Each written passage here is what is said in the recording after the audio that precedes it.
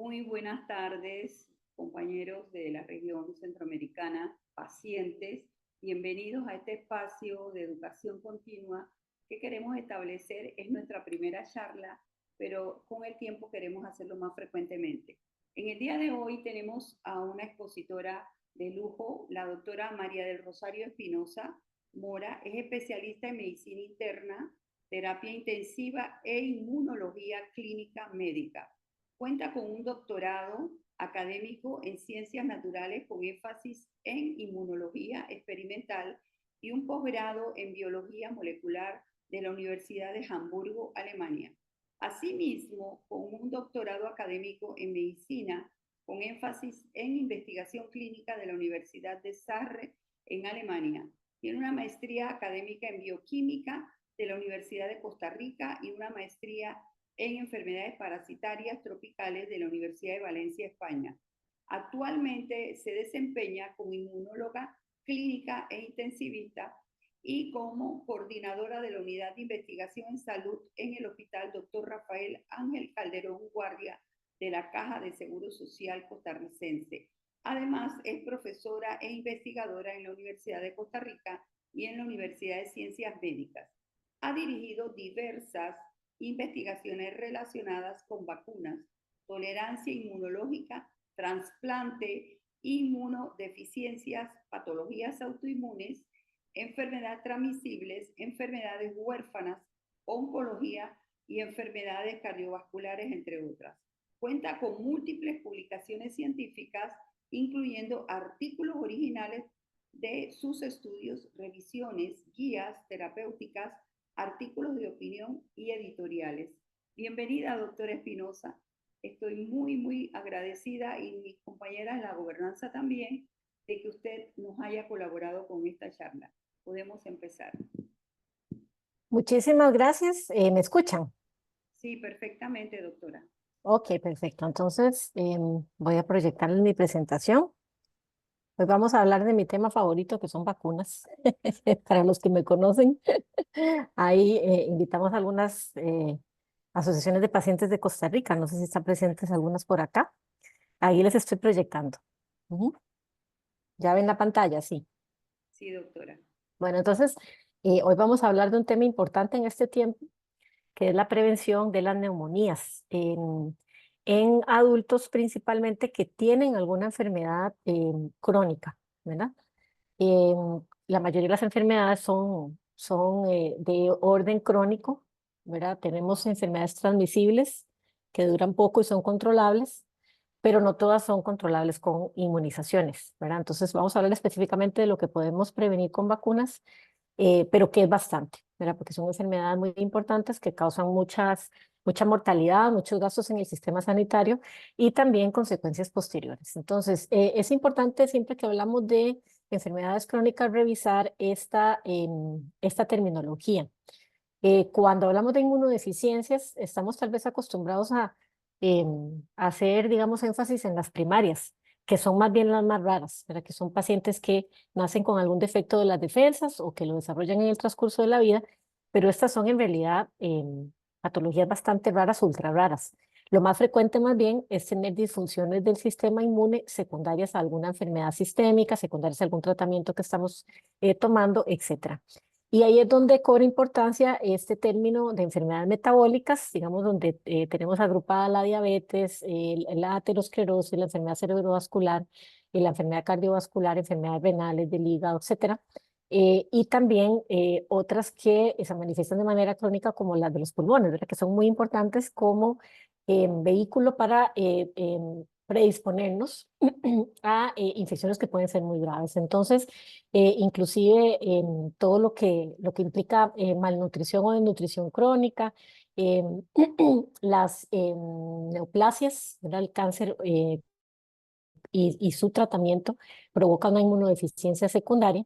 Así que estos son todos factores de riesgo que nos ponen digamos, aumentan nuestra posibilidad de contagiarnos, y no solo eso, sino de tener un curso grave de una enfermedad infecciosa. Ahora, ¿cuáles son las vacunas entonces que requerimos las personas que tenemos enfermedades crónicas? Yo me meto ahí porque tengo uno, yo tengo un hipotiroidismo, ¿verdad? Y a los hipotiroideos, por ejemplo, no nos fue tan bien durante la pandemia, porque aunque estemos bien controlados, tenemos una enfermedad metabólica que se puede descompensar fácilmente, ¿verdad? Y además tomamos tratamiento, digamos, hormonal y por toda la vida. Entonces, eso hace que un tratamiento dado, aunque nos mantenga compensados durante mucho tiempo, durante más de 6 meses, siempre va a tener algún efecto sobre las defensas. Entonces, vean esta lista, antes era una lista muy pequeña, ahora se ha ido haciendo más grande porque afortunadamente la investigación en los últimos años, en la última década prácticamente, nos ha llevado a la síntesis de más vacunas para adultos. Antes la vacunación se situaba mucho digamos, en el tema de los niños y los adolescentes, pero ya ahora, gracias a los avances de la medicina y a que hemos entendido mejor los mecanismos de envejecimiento y hemos comprendido que la inmunización es algo para toda la vida, no necesariamente, digamos, para las etapas tempranas, entonces tenemos nuevas vacunas disponibles. A lo largo de esta presentación vamos a hacer énfasis en las enfermedades que las vacunas previenen, enfermedades que provocan neumonía. Vamos a hablar mucho de neumococo, vamos a hablar también de tosferina, un poquito de virus respiratorio sincicial. De COVID no voy a hacer énfasis porque ustedes han recibido muchas charlas, yo también, ¿verdad? Y ya sabemos que una de las complicaciones que puede tener es neumonía, pero ya todos estamos vacunados, sabemos que eso probablemente mientras haya una transmisión estable del coronavirus, va a ser necesaria una vacuna por año, entonces no voy a hacer énfasis en esas, pero sí en las otras que les mencionaba. Hay algunas otras vacunas que ya se aplican en etapa adulta también, como las de herpes zóster, papilomavirus, por ejemplo.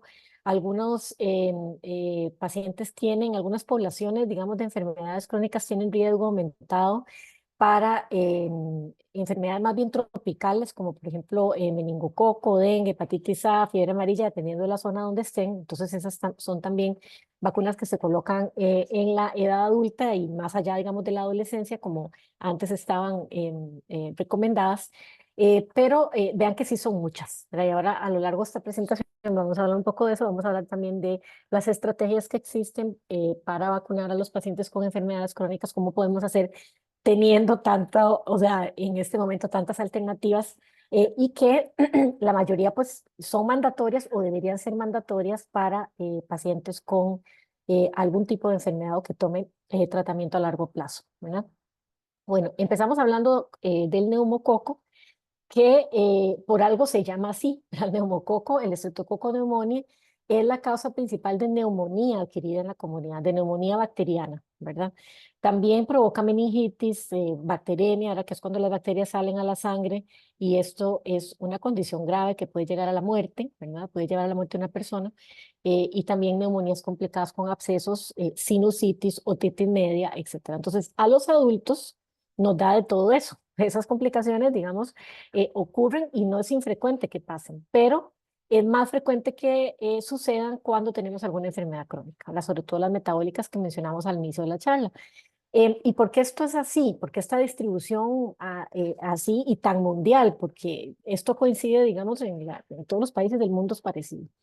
Porque resulta que el estreptococo vive en la nasofaringe. Comúnmente es transportado en nuestras vías aéreas superiores y también nos las transmiten los niños. Entonces, los niños, sobre todo los parvulitos, que muchas veces viven con nosotros, conviven con los abuelitos, ¿verdad? O con adultos que están en condición de riesgo, esos niños van a transmitir el estreptococo porque están colonizadas esas faringes, ¿verdad? Se habla de que alrededor de 20% de los niños están colonizados. Pero ya ahora sabemos que los adultos también andamos portando estos, sobre todo adultos que tenemos alguna condición que hace que nuestras defensas estén comprometidas.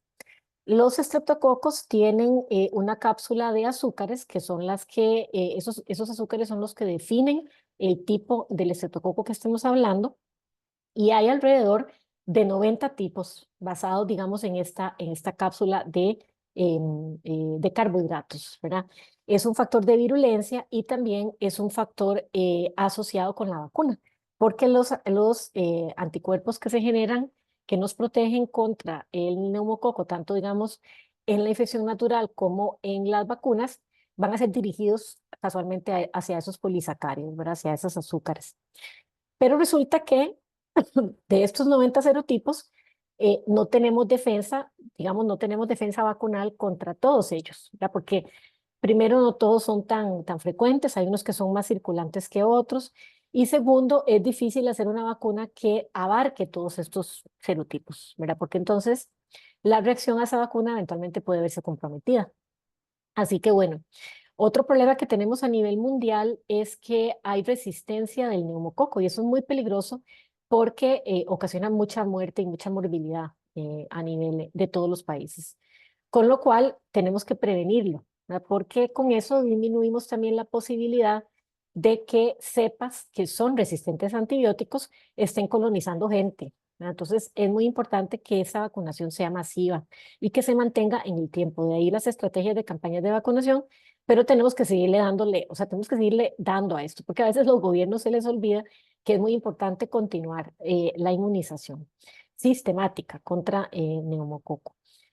Algunos de estos serotipos que son resistentes a los antibióticos están incluidos en la vacuna que nos van a poner, digamos, la vacuna está compuesta de polisacáridos o polisacáridos, digamos, conjugados con proteínas que nos van a ayudar a tener alguna inmunidad contra ellos.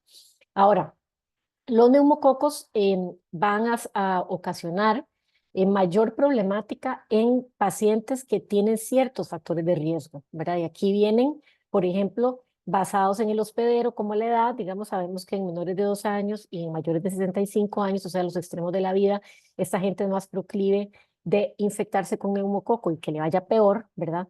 Pero también hay otros factores de riesgo concomitantes. Los de riesgo moderado, digamos que son enfermedad cardíaca, neumopatía crónica, diabetes, la ausencia del vaso por alguna razón, ¿verdad?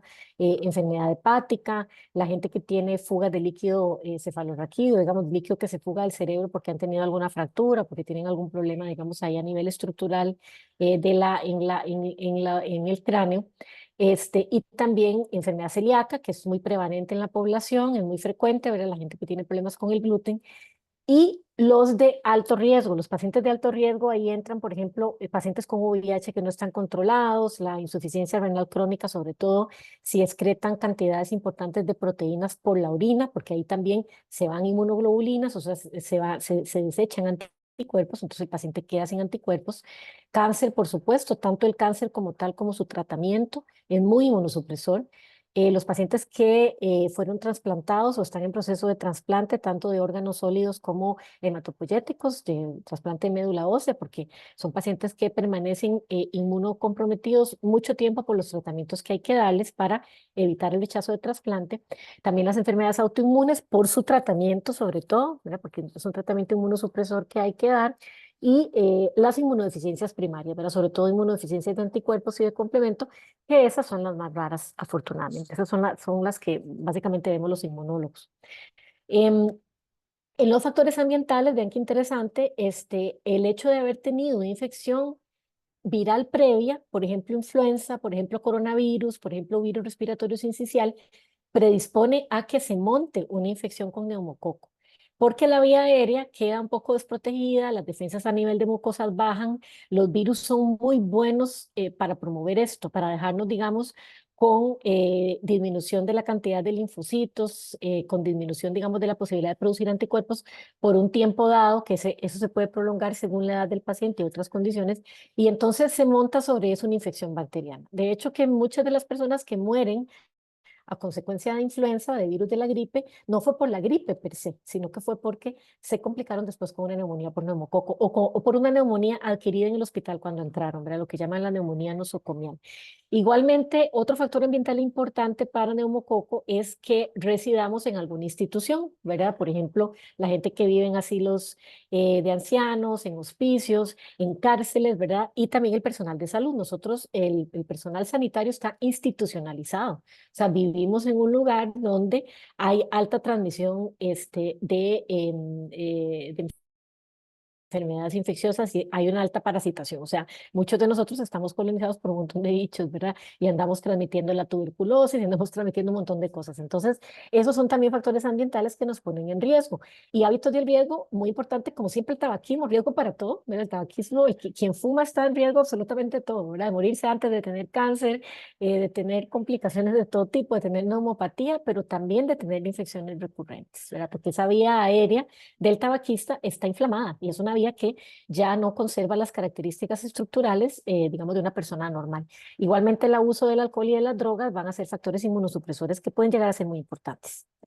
¿Qué provoca el neumococo? Va a hacer dos tipos de cuadros, la enfermedad invasiva y la no invasiva. La enfermedad invasiva son las meningitis, las bacteremias y también eventualmente las neumonías complicadas, por ejemplo, con abscesos o neumonías que hacen bacteremias, donde no el pulmón, digamos, incapaz de retener, el sistema inmune del pulmón, incapaz de retener ahí la infección, las bacterias empiezan a pasar a la sangre, entonces se complica con una enfermedad neumocócica invasiva.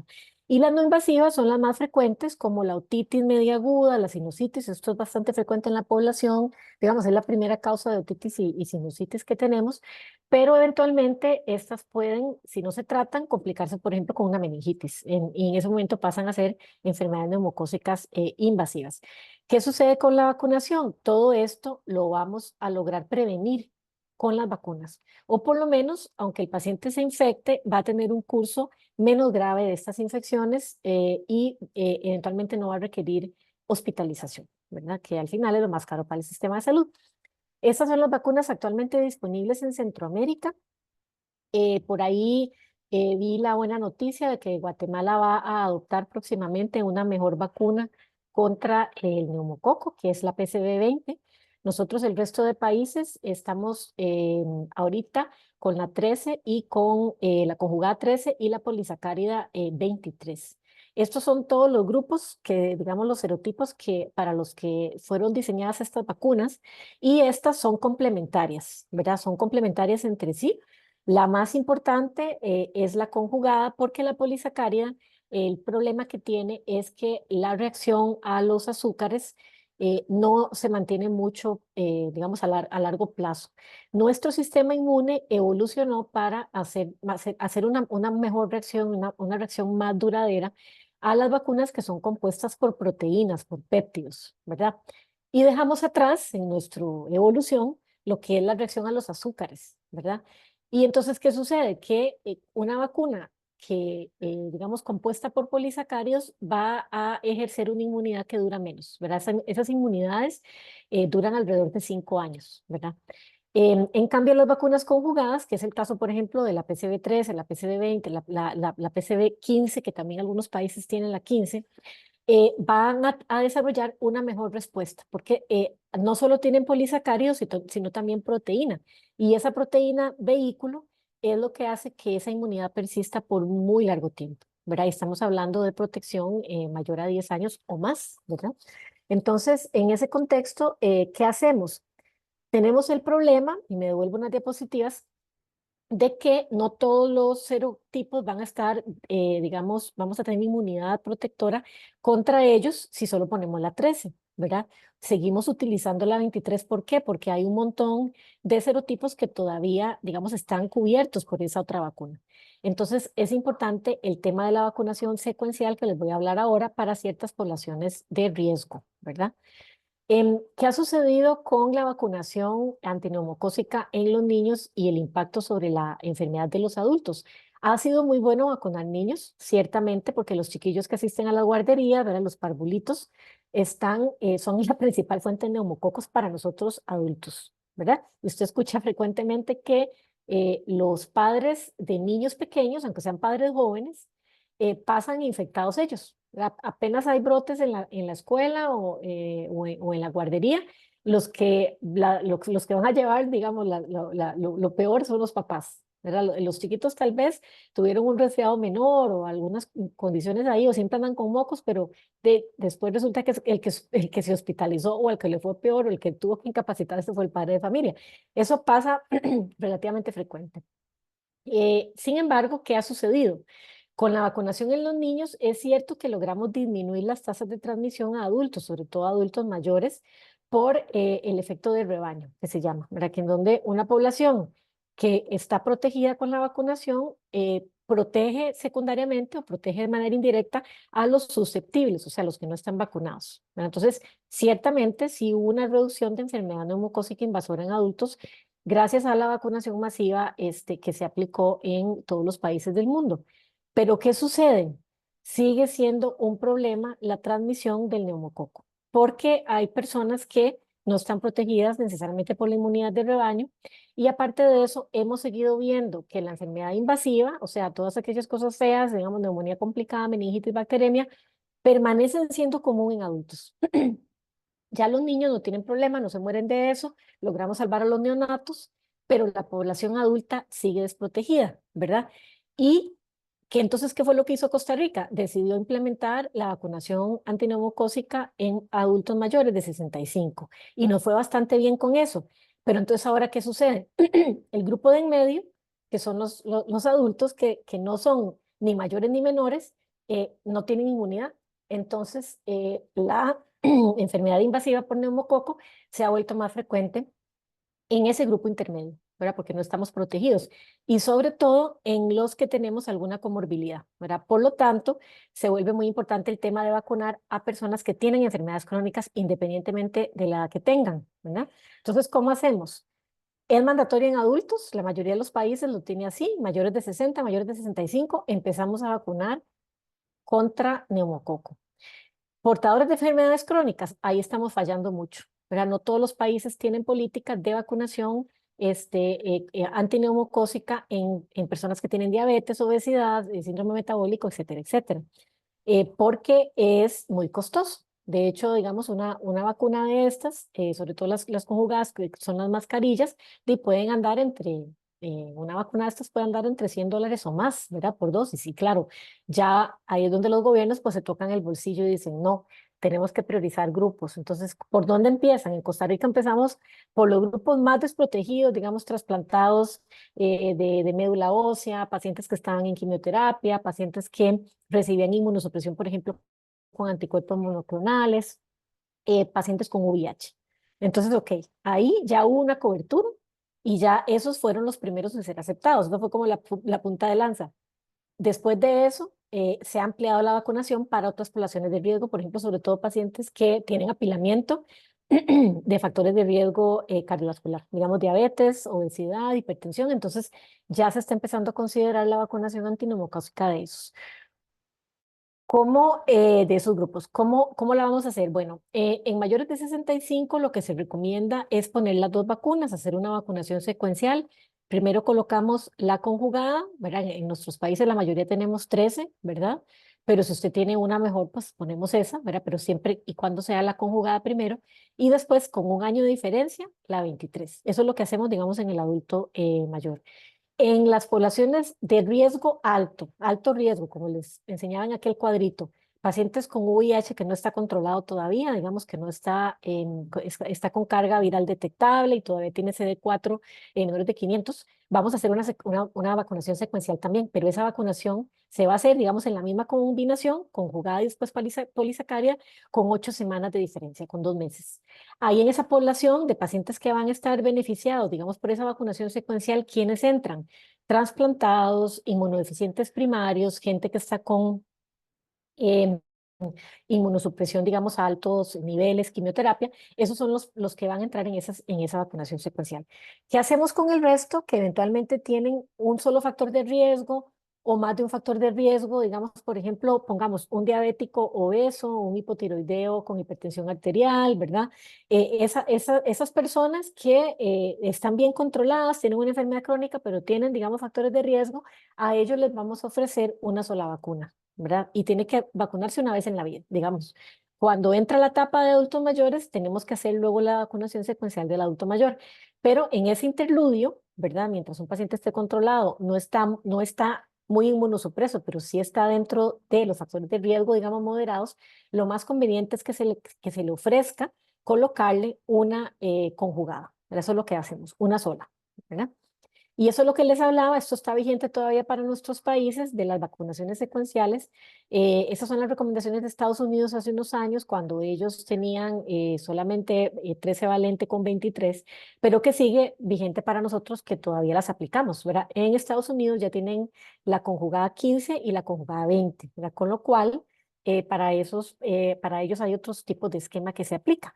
Sin embargo, a nosotros nos ha dado muy buen resultado, digamos, esa combinación y hemos logrado reducir las tasas de transmisión a nivel de los adultos. Ahora después podemos comentar más al respecto, cómo, digamos, ven ustedes esto en los países y si ustedes, digamos, si a ustedes, digamos, que portadores de alguna enfermedad, ya les han ofrecido de alguna manera esta vacuna. Eso sería interesante después que lo veamos en los comentarios. Y vean que acá, digamos, en esta vacunación antineumocócica secuencial, lo que nos dicen las guías internacionales es que a partir de los 19 años, ¿verdad? Independientemente de digamos, de la edad que tenga el paciente, si tiene factores de riesgo, merece que le coloquen por lo menos una vacuna antineumocócica. Eso es lo que quiero que, digamos, quede clara de esta presentación. Ahora, pasamos a otro tema importantísimo, la influenza. La influenza es una enfermedad que provoca muchas complicaciones en personas de riesgo. Volvemos al mismo tema, adultos mayores, aquí metemos a las embarazadas, inmunodeficiencias de cualquier tipo, ¿verdad? Ya vimos cuáles eran las secundarias y las primarias, ¿verdad? Y también el personal de salud. Aquí cobra mucha importancia el personal de salud. También con la vacunación antineumocócica fue algo que no les mencioné. Nosotros, al menos en Costa Rica, los que trabajamos a nivel de la seguridad social, tenemos que colocarnos la vacuna antineumocócica 13 valente, que es con la cual contamos. Hay campañas de vacunación todos los años, se quedan muchas dosis porque la gente no se las quiere poner, pero tenemos más o menos una cobertura, digamos, aceptable. Esos son, digamos, las personas de mayor riesgo para tener la gripe, tener complicaciones, enfermedad grave por la gripe, pero también transmitir la gripe, como somos el caso del personal de salud, ¿verdad? Con la influenza, el tema que se ha visto en los últimos años, en la última década prácticamente, es que hay una conexión muy interesante entre eventos del corazón e infección por influenza. Resulta que las muertes cardiovasculares y las epidemias de gripe se relacionan. O sea, en el momento que tenemos una circulación de influenza, empieza la gente a morir por problemas cardiovasculares, empieza la gente a infartar, las personas que tienen insuficiencia cardíaca caen en crisis, etcétera, etcétera. ¿Y qué se ha visto? Que los pacientes tienen alrededor de 6 veces más de probabilidades de experimentar un evento cardíaco la semana después de la infección por influenza. Vean qué curioso, ¿verdad? Y eso sucede específicamente cuando hay brotes, ¿verdad? Es más, otro momento del año. Y de hecho que se han hecho varios metaanálisis, ahí les traigo un ejemplo, pero se han hecho varios, donde se ha estudiado la mortalidad de las personas por todas las causas y por enfermedad cardiovascular. Y resulta que aquí se determinó que la influenza es un factor de riesgo adicional para tener complicaciones cardíacas, tenga o no las personas, digamos, una enfermedad cardíaca previamente diagnosticada. O sea, una persona, por ejemplo, que tiene ahí una placa de ateroma latente en las coronarias, ¿verdad? Que nunca se ha manifestado, que el paciente está estable, que no ha manifestado, digamos, esa enfermedad coronaria, eso se puede hacer visible y palpable después de un episodio de gripe. Entonces, eso es grave. Con lo cual, todas las sociedades actualmente de cardiología, de medicina interna, de medicina familiar, de geriatría, etcétera, etcétera, recomiendan la vacunación anual contra influenza porque previene muerte cardiovascular y complicaciones cardiovasculares de cualquier tipo. O sea, estamos protegiendo contra el virus, disminuyendo su circulación, disminuyendo la posibilidad de que tengamos neumonía, muerte, todo lo que la influenza provoca, hospitalizaciones en UCI, etcétera. Y además prevenimos enfermedad cardiovascular. Esto hace mucho tiempo no se visualizaba de esta manera. Entonces, se insiste mucho en que los sistemas de salud deben continuar promoviendo la vacunación de influenza. Este año, por ejemplo, en Costa Rica nos fue muy bien con la cobertura. Alcanzamos por ahí más del 85% de las poblaciones, digamos, meta que se lograron cubrir con la vacunación. Pero también tenemos el problema de que la afluencia de vacunas, la suplementación muchas veces no es suficiente. O sea, no hay suficiente vacuna para todos los países. Entonces tenemos que priorizar grupos de riesgo y eso es lo que pasa, digamos, en mi país. Priorizamos embarazadas, mayores de 65, personal de salud, pero de todo lo que está en el interludio, digamos, bueno, aparte de las poblaciones de alto riesgo que sí se vacunan casi siempre, las dejamos por fuera porque no hay cama para tanta gente, como decimos acá. Entonces ese es un problema, o sea, no todo el mundo queda cubierto por esta inmunización. Y también eso es muy interesante, que se les decía hace unas diapositivas para atrás, que hay una relación entre la infección por influenza y la neumonía por neumococo. O sea, realmente. Por ejemplo, una revisión sistemática que estaba viendo, resulta que el neumococo fue el patógeno bacteriano más identificado en sobreinfección con influenza. O sea, el paciente llega con gripe y después se sobreinfecta. Y ese es, digamos, la bacteria que más sobreinfecta un paciente infectado ya por influenza es el neumococo. Entonces, esa relación es muy interesante porque entonces, si vacunamos contra los dos, no vamos a tener este problema, ¿verdad?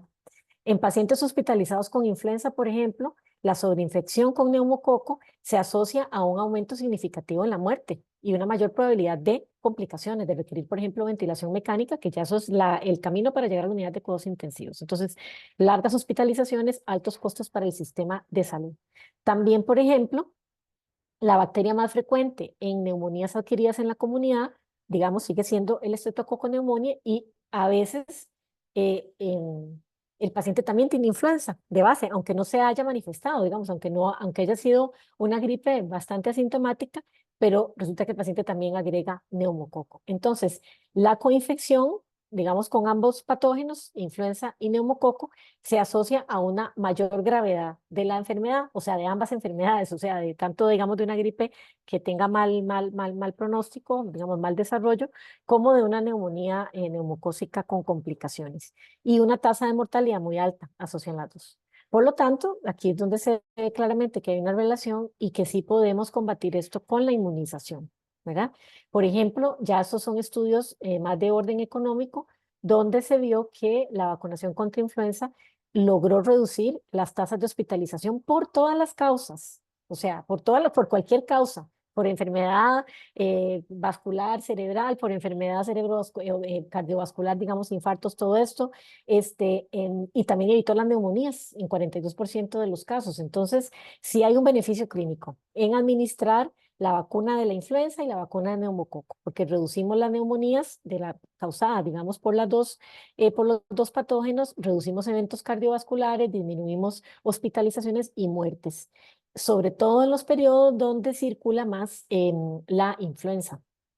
Cuando nosotros tuvimos la pandemia aquí en Costa Rica, el gobierno tomó una sabia decisión en el momento que no teníamos todavía vacuna de coronavirus y fue vacunar a toda la gente posible, digamos, con todo lo que se pudo, se vacunó contra influenza y contra neumococo.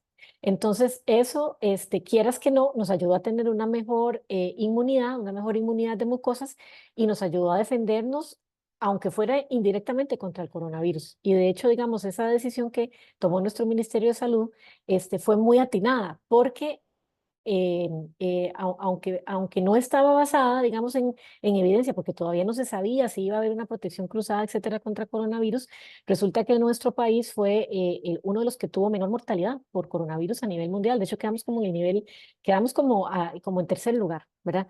Y eso yo pienso particularmente que desde el punto de vista biológico, una parte de eso es explicable porque se vacunó contra otras cosas que también afectaban la mucosa respiratoria, que podían provocar neumonías, y entonces tuvimos un mejor desempeño contra el coronavirus porque estábamos más fuertes. Ahora vamos a hablar de tosferina. La tosferina resulta que es una enfermedad que se había, digamos, relegado a los niños. Y de hecho, las campañas de vacunación a nivel mundial trataban o tratan de resguardar la población más afectada por tosferina desde el punto de vista de mortalidad, que son los pequeñitos, los menores de 2 años, sobre todo los neonatos, digamos, entre los primeros 6 meses de vida. Y todo bien, o sea, en Centroamérica logramos reducir increíblemente las tasas de mortalidad neonatal, digamos, por tosferina. Pero ¿qué sucedió? Los adultos no estamos protegidos. Entonces, la tosferina sigue causando una elevada mortalidad global y ahora ya se volvió un problema vigente de salud pública, pero más que todo en adultos y adolescentes. Esas son ahora, digamos, las poblaciones de riesgo que tienen para desarrollar neumonía y otras complicaciones por tosferina. Entonces, ¿De qué nos habla esto? Que es necesario hacer una vacunación, digamos, un refrescamiento de la vacunación en estas poblaciones. Ahora, bueno, ¿cuáles son los factores de riesgo para tener un curso grave y complicaciones de la tosferina? Bueno, las edades, siempre los extremos de la vida, para cualquier infección van a ser críticos, pero vean otros factores de riesgo que son importantes. Asma, tener enfermedad pulmonar obstructiva crónica, por ejemplo, enfisema, bronquitis crónica, ¿verdad? Tener obesidad y tener inmunodeficiencias de cualquier tipo. Estas condicionan un mayor riesgo de infección, de complicaciones y de hospitalización por tosferina. La infección también contribuye a que personas que tienen neumopatía, que tienen alguna afección de los pulmones, se compliquen con crisis. Entonces, una persona que ha estado compensada mucho tiempo por asma, le llega la tosferina y puede ser que tenga una crisis asmática. Y esa crisis lo puede matar, ¿verdad? O puede llevarlo a la hospitalización. Entonces, esto es un problema serio de salud, ¿verdad? Lo cual también puede aumentar los costos de atención médica. El tema con la tosferina es que nadie piensa en ella, nadie piensa que los adultos lo podemos tener. Y como se traslapa con, digamos, síntomas de otras enfermedades también respiratorias, entonces es difícil llegar al diagnóstico y tampoco es tan fácil aislarla a nivel de laboratorio, ¿verdad? Entonces, a veces tenemos un paciente con una tos ya prácticamente está crónica, ¿verdad? Y no sabemos qué tiene, pensamos que es un micoplasma, le damos tratamiento para eso, resulta que no responde y lo que ha tenido es una tosferina, ¿verdad? Y el problema de la tosferina es que es altamente contagiosa, ¿verdad? Y puede uno infectar a otra persona que tal vez tiene unas defensas peores que las de uno y a esa persona sí le puede ir mal con complicaciones, digamos, que llevan a la hospitalización.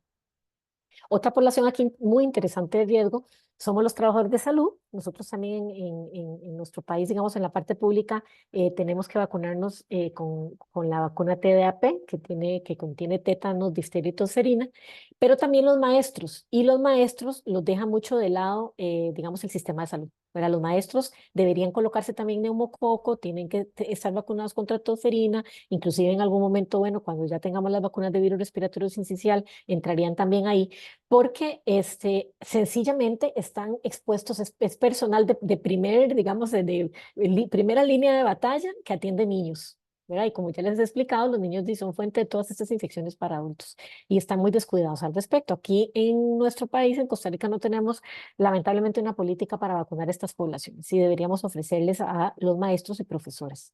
Y bueno, resulta que la carga de enfermedad, o sea, la manifestación de la tosferina, o sea, con complicaciones serias, con hospitalización, etcétera, etcétera, aumenta conforme aumenta la edad, si tenemos factores de riesgo pulmonares como el asma y también si fumamos. O sea, vean que esos factores como que se traslapan entre las enfermedades que hemos visto, ¿cierto? O sea, es muy frecuente que sean, digamos, factores de riesgo para todo esto. El diagnóstico diferencial, como les decía, es difícil. Puede confundirse con adenovirus, con respiratorio sincicial, con bacterias que hacen neumonías atípicas como la clamidia, micoplasma, con otros tipos de bordetela que no son tan perjudiciales, ¿verdad? Y ahora ya hemos aprendido a pensar un poquito más en que esto ya es un problema de salud de los adultos y que afecta también a adolescentes, pero hay que continuar con la educación al respecto porque la gente no piensa en ella, ¿verdad?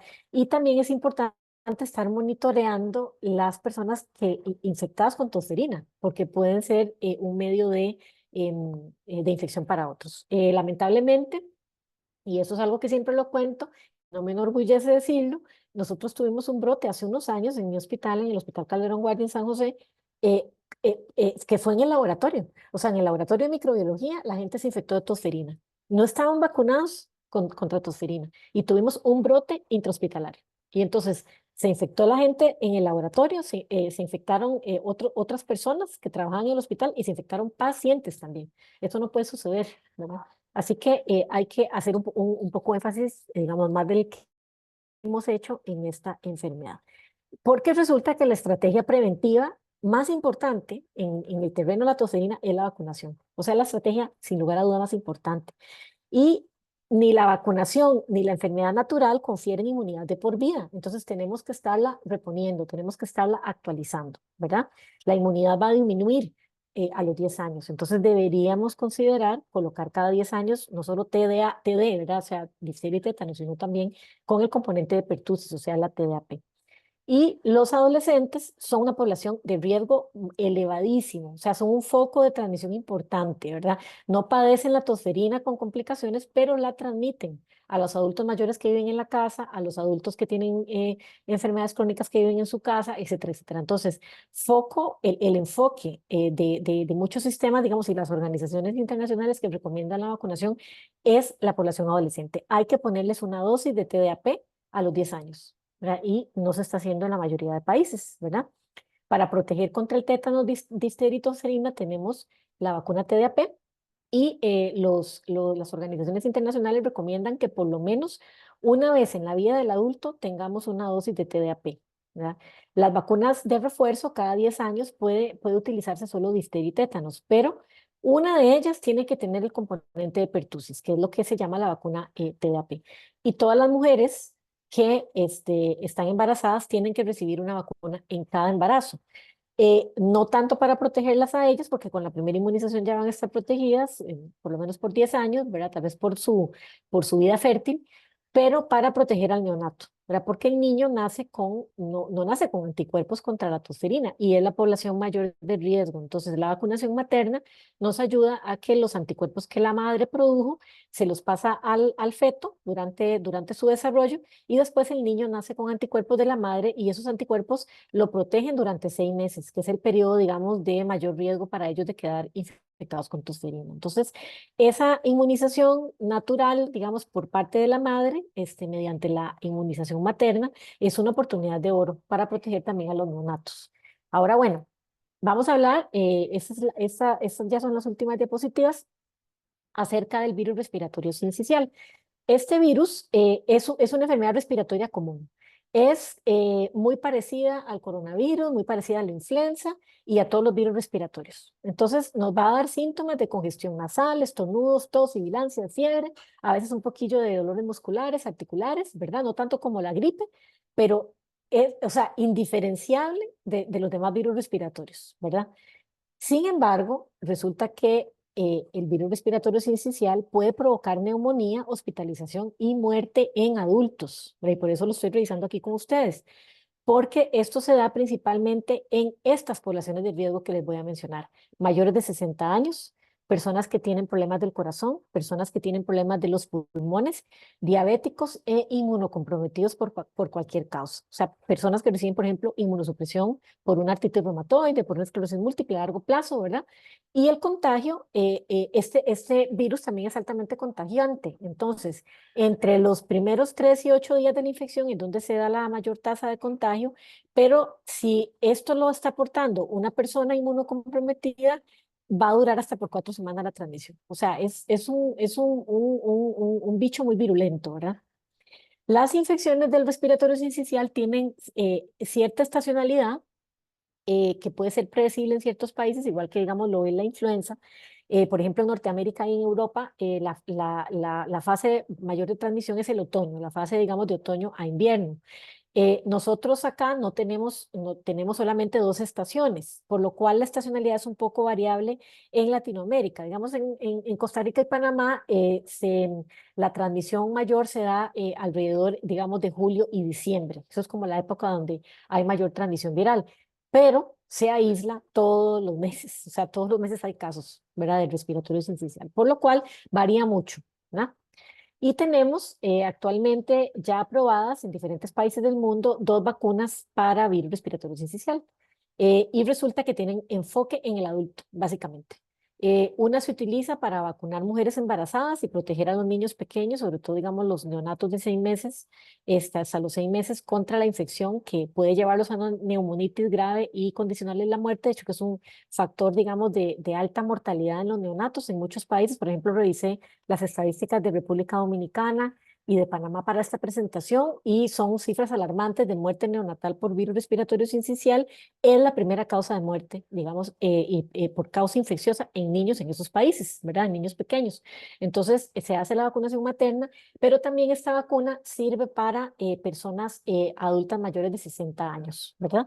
Y tenemos otra opción que es solamente para adultos no embarazadas, que se aplica a partir de los 50 años en personas que tienen factores de riesgo. ¿Cuáles? Los que hemos venido revisando a lo largo de esta charla. O sea, todas las condiciones médicas subyacentes, problemas neurológicos, problemas del corazón, neumopatía, problemas del hígado, todo eso entra, digamos, como factores de riesgo. Entonces, esta otra vacuna se puede aplicar a partir de los 50 años si tenemos factores de riesgo, ¿verdad? Algunos países ya tienen, por ejemplo, Alemania ya tiene algunas directrices al respecto, en donde este año están aplicando a toda la población mayor de 75 años, que son las, digamos, de las de más riesgo, vacuna contra virus respiratorio sincicial. Las pautas que formule cada país será interesante verlos en el transcurso, porque en nuestros países de Centroamérica todavía no ha llegado, pero tengo entendido que, por ejemplo, República Dominicana ya está en negociaciones para incluirla, porque siempre Dominicana nos gana mucho, digamos, va muy pionero en el tema, digamos, de la adopción temprana de vacunas,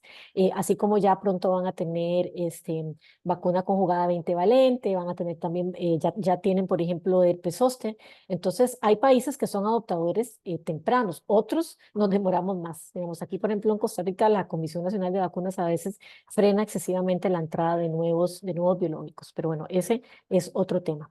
Ahora, ¿qué hacemos con este vacunero? ¿Verdad? Porque ahora son un montón de cosas que tenemos que poner, ¿verdad? En los adultos ya no solamente ponemos la influenza, sino que ahora vienen un montón. Entonces, ¿qué sucede? Sí podemos combinarlas, sí podemos administrar dos vacunas por visita. A los niños pequeños, ellos tienen un sistema inmune inmaduro, entonces aguantan mucho. Uno le puede poner, por ejemplo, una vacuna como la hexavalente, que tiene, o sea, protege contra 6 diferentes patógenos y además otra más en una sola aplicación. Pero en el caso de los adultos, no, ¿verdad? No es conveniente poner tantas vacunas juntas porque si hay alguna reacción inmunogénica que puede ocurrir en algunas poblaciones, no vamos a saber diferenciar de cuál vacuna vino, ¿verdad?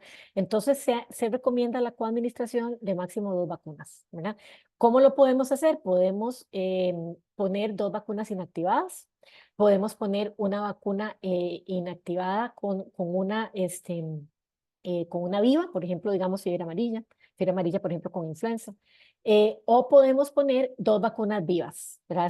Esa es otra recomendación que también está vigente.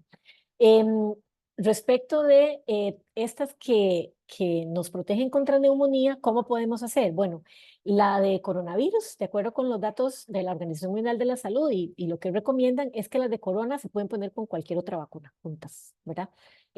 Dado que todavía, digamos, bueno, ya pasamos la pandemia, pero estamos entrando en un periodo de endemia estable en los países, ¿verdad? Y cada vez hay cambio, digamos, de estos coronavirus que mutan muy rápido, entonces eventualmente hasta nuevo aviso vamos a tener que ponernos una por año, ¿verdad? Entonces, estas se pueden combinar con las demás. Influenza normalmente también, digamos, influenza es una vacuna bastante noble que uno puede covacunar con otras muchas, ¿verdad?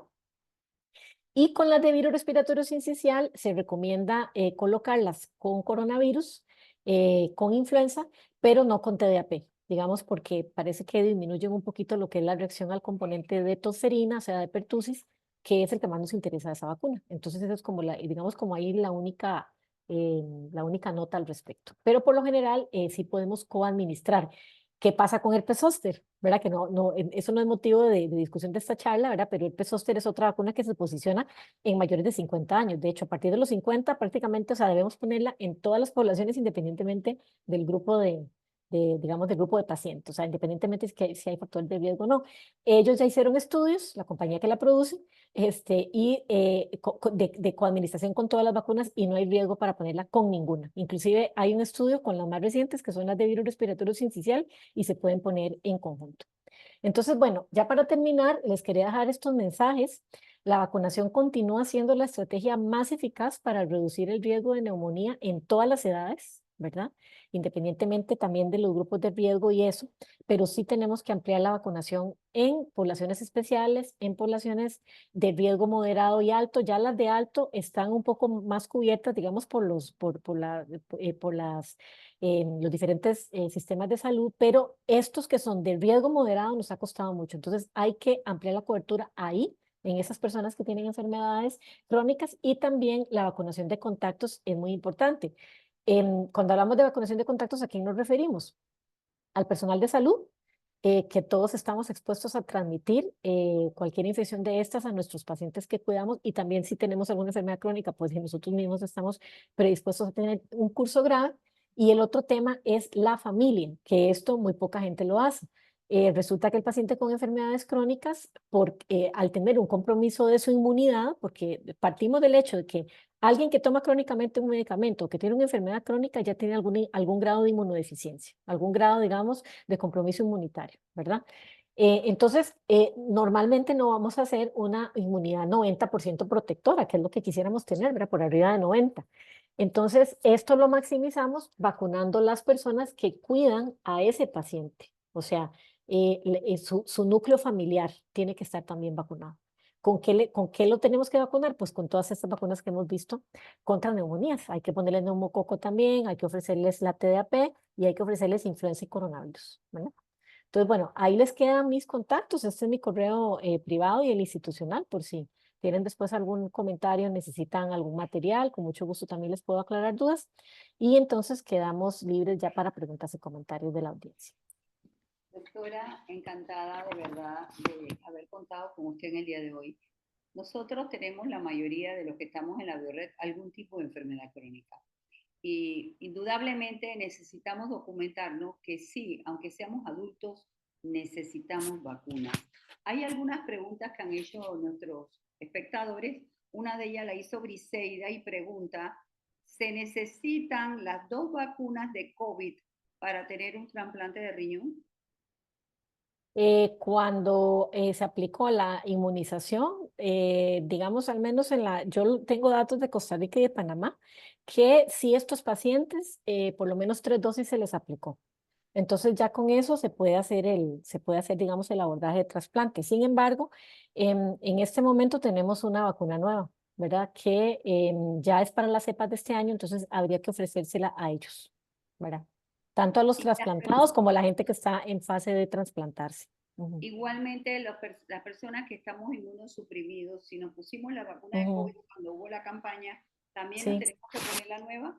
sí, porque esas vacunas de la campaña anterior solo protegen 6 meses, ¿verdad? Entonces ya estamos fuera digamos, de ese abordaje, porque lamentablemente las vacunas de ARN mensajero, ese es el gran defecto que tienen, que ya eso se sabía, ya los virólogos habían dicho que eso iba a pasar, que son muy poco reactogénicas, hacen, digamos, la inmunogenicidad dura muy poquito, entonces 6 meses, ¿verdad? Ok. Otra pregunta que nos hacen es si la vacuna, si una persona con traqueotomía es paciente de riesgo para la neumonía. Ujú, claro, por supuesto. Sí, Claro que ¿verdad? sí. Me lo Sí. imagino. Es paciente de riesgo porque está la vía expuesta, ¿verdad? En cualquier momento puede meterse algo ahí, ¿verdad? Claro. Entonces, algo que le pregunto yo, porque en el pasado Biosummit que estuvimos en República Dominicana, la doctora que nos habló sobre estos temas de prevención nos estuvo comentando que todos los países tienen esta Comisión Nacional de Vacunación y que los pacientes podíamos pertenecer a la comisión. Le Ujú. pregunto, ¿en Costa Rica también hay esa facilidad de que los pacientes podemos tener una posición dentro de esa comisión? Sí, por ejemplo, para enfermedades raras, ahora que se aprobó la ley recientemente, va a haber una comisión interinstitucional que va a incluir a los pacientes. O sea, eso es algo muy importante, los pacientes van a incluir ahí. Para otros tipos de comisiones, por ejemplo, el ámbito de inmunizaciones, no, digamos, no se les toma parecer a los pacientes. Y eso está mal porque ahora la medicina va hacia eso, digamos, va hacia la personalización y va hacia la participación de la sociedad civil. Por eso es muy importante todas esas acciones que ustedes hacen como sociedades de pacientes, como federaciones, etcétera, porque deben tener voz, ¿verdad? Y eso debe ser muy importante. A ustedes tenemos que preguntarles más bien ahora, tenemos que preguntarles si están de acuerdo con las políticas que se están haciendo, con las políticas públicas, con el abordaje de los pacientes de todo el sistema de salud. O sea, la participación de la sociedad civil es importantísima. De hecho, esta ley que recientemente se aprobó de enfermedades raras en nuestro país es un objeto realizado por la sociedad civil. O sea, porque los médicos hace tiempo habíamos dado nuestro statement, o sea, ya hace tiempo se habían creado protocolos para ciertas enfermedades y todo eso, pero no nos hicieron mucho caso hasta que los pacientes se unieron. Entonces, es una fuerza viva muy importante que tienen que cultivar, pero ojalá, digamos, allá en sus países puedan llevar ese mensaje. Ustedes necesitan estar presentes en esas comisiones, ¿verdad? De hecho, ahora Casualmente, sí, casualmente, ahora andaba, por ejemplo, hoy tenía un congreso que se llama Anticipando el Futuro, que se viene haciendo desde hace varios años en Costa Rica, y ahí habían sociedades de pacientes metidas. Y de hecho, una de ellas tuvo una exposición en el Congreso en la parte de salud y salud digital. Entonces, es necesario, ¿verdad? Y defender esa posición de ustedes, defender que tienen voz y voto. Ujú, claro, y ahora usted ya me contestó la otra que le iba a hacer, era que qué ujú, recomendaba para que las organizaciones de pacientes pudiéramos incidir en estos planes de vacunación que a veces ujú, son muy restrictivos en algunos países. Entonces me imagino que aunado lo que digo, hay que trabajar en ujú, ese tema, hay que visibilizar nuestra posición. Y exactamente. la otra pregunta que le tengo sobre la vacuna del herpes, Ujú. si la persona ya le dio el herpes, ¿se puede vacunar o ya no es necesario que se vacune? Eso es una excelente pregunta. Más bien tiene que vacunarse, ¿verdad? Con mucha más razón. El objetivo de colocar la vacunación contra herpes a partir de los 50 años es prevenir la primera crisis, ¿verdad? Porque el problema es que una vez que usted ya le ha dado herpes zóster, la probabilidad de que siga teniendo crisis es alta, ¿verdad? Entonces, el objeto de esa primera vacunación, ¿verdad? Es evitar eso, es evitar ese primer episodio que sabemos que va a ser más frecuente a partir de los 50. De ahí por qué se vacunan a partir de los 50, de hecho. Pero a veces nos demoramos porque la vacuna es cara, porque no está en los países, porque el paciente tiene que viajar para otro lugar para ponérsela. Digamos, varios de mis pacientes han tenido que ir a Estados Unidos a ponérsela porque Costa Rica todavía no la tiene, ¿verdad? Entonces, todas esas situaciones, ¿verdad? Pero si ya le dio herpes, la posibilidad de que siga con crisis podría disminuirse con la vacunación, ¿verdad? Porque entonces hacemos inmunidad. Entonces puede disminuir la cantidad, digamos, de virus que están ahí latentes, ¿verdad? Y hace que el sistema inmune tenga una mejor acción contra eso. Igual, por ejemplo, actúa la vacuna de papillomavirus. Se recomienda para prevenir el cáncer, pero en las mujeres que ya les dio cáncer cervical, ¿verdad? Cáncer de cervix, igual se la ponemos, ¿verdad? Se la ponemos para aumentar la inmunidad de la mucosa, aunque ya le haya dado una lesión maligna ahí. Ujú. Claro. Repite, Briseida, una Ujú, aclaración sobre la vacuna que había dicho la nueva cepa del COVID. ¿Dónde se ujú. puede conseguir la vacuna en Costa Rica? Bueno, yo tengo entendido, al menos en mi hospital, en el Calderón Guardia, se compraron 5.000 dosis, y todavía habían en ese hospital, nosotros este año compramos Moderna, no sé, digamos, en otros países cuáles se adquirieron, no sé cuál adquirió Panamá, por ejemplo. Nosotros compramos la de Moderna, que está muy buena, y sí se hizo una vacunación masiva, pero los de la comisión de vacunas me dijeron, de mi hospital, me dijeron que se habían quedado dosis porque la gente no llegó a ponerse. Hubo reticencia también y hubo mala información de la gente de salud, digamos, del personal sanitario que no la recomendaron a los pacientes. Tengo entendido que en las clínicas todavía hay, ¿verdad? Habría que ver si se va a comprar un segundo Sí, contingente. Ujú. Lo que gracias por tienen que eso. preguntar, perdón, lo que tienen que preguntar es si en los EVAIS, en su sitio, digamos, de adscripción, y no necesita receta. Es una vacuna que no necesita receta por aquello. Ujú. Bueno, también me pregunta la señora de la traqueotomía que si la neumonía repite. Ujú. Lamentablemente sí puede repetir, ¿verdad? Y ahí es donde entran ya otros factores del hospedero, digamos, de la persona, factores de riesgo. Aunque esté, digamos, vacunada, puede ser que si tiene un factor de riesgo muy importante, como es la fuga de líquido cefalorraquídeo, la presencia de una traqueostomía, la presencia de una inmunodeficiencia primaria, por ejemplo, sobre todo las de anticuerpos, que pueden ser muy graves, entonces la persona puede recurrir, aunque esté vacunada, porque no hizo suficiente protección después de la vacunación. De ahí la importancia de la vacunación de contactos que les hablaba yo ahora, ¿verdad? Para prevenir, maximizar, digamos, esa atención. Pero sí, las vacunas, ese es el tema, no nos protegen 100%, ¿verdad? No nos protegen 100%, pero por lo menos pueden ayudarnos, ya que nos dio la enfermedad, a reducir sus consecuencias y que no hagamos un curso tan grave de la enfermedad. Eso sí está demostrado. Sí, la Ujú, idea es, bueno, yo por ejemplo recomiendo que yo me puse mi vacuna de COVID a pesar de que ujú, soy usuaria de un medicamento que es el rituximab y que se ajá, hablaba pues que la protección ujú, era bastante baja.